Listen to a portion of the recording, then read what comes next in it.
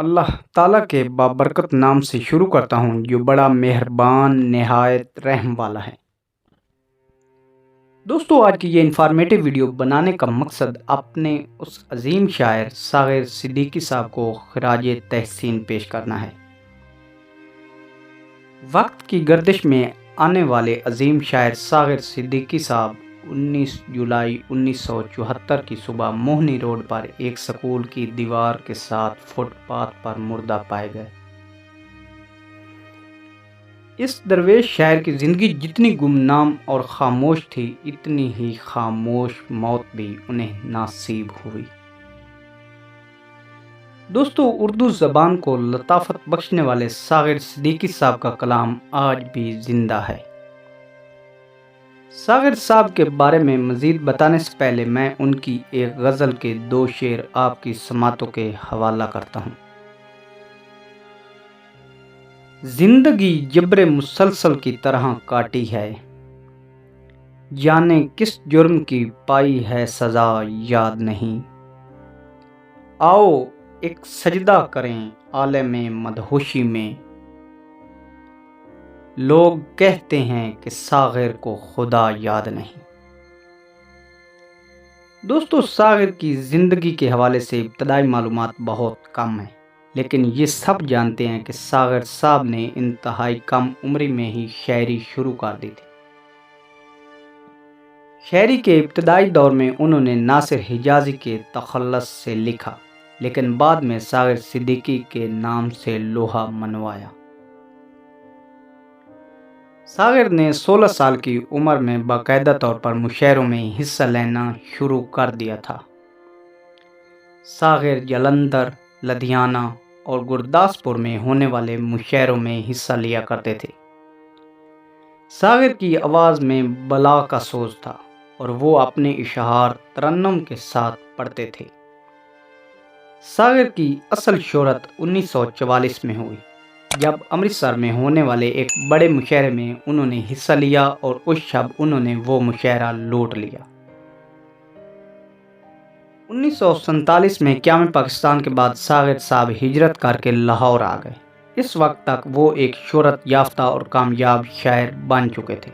یہاں پاکستان میں ساغر کے کام کو بہت زیادہ پسند کیا جانے لگا اور ان کا کلام مختلف پرچوں میں چھپنے لگا، اور جب فلم بنانے والوں نے ان سے گیت لکھنے کی فرمائش کی تو ان کے لکھے گیت سپر ہٹ ہو گئے۔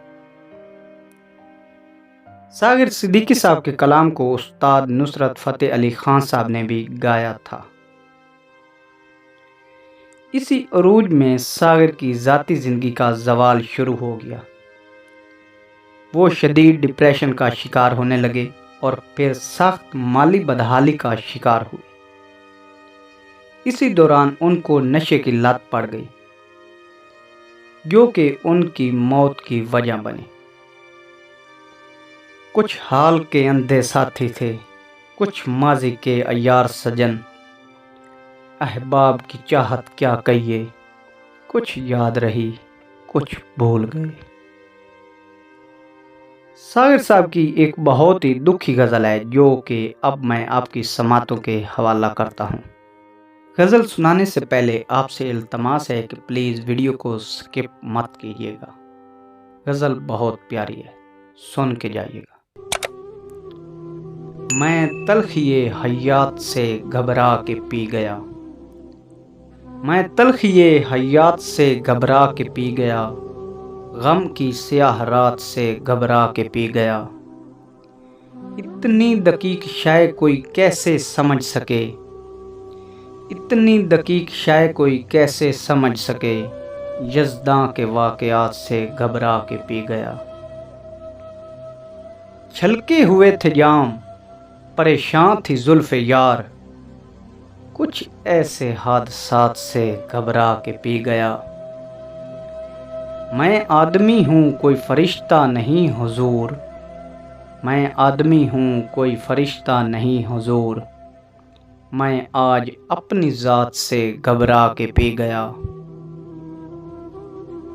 دنیائے حادثات ہے ایک دردناک گیت، دنیائے حادثات ہے ایک دردناک گیت، دنیا حادثات سے گھبرا کے پی گیا۔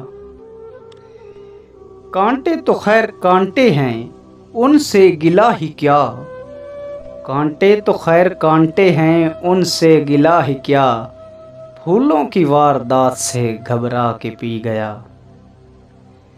ساغر وہ کہہ رہے تھے کہ پی لیجئے حضور، ساغر وہ کہہ رہے تھے کہ پی لیجئے حضور، ان کی گزارشات سے گھبرا کے پی گیا۔ واو، اٹس امیزنگ۔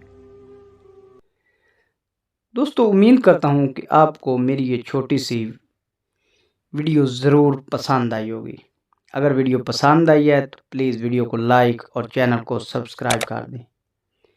انشاءاللہ تعالی ملتے ہیں کسی نیکسٹ ویڈیو میں۔ اپنا خیال رکھیے گا۔ اللہ حافظ۔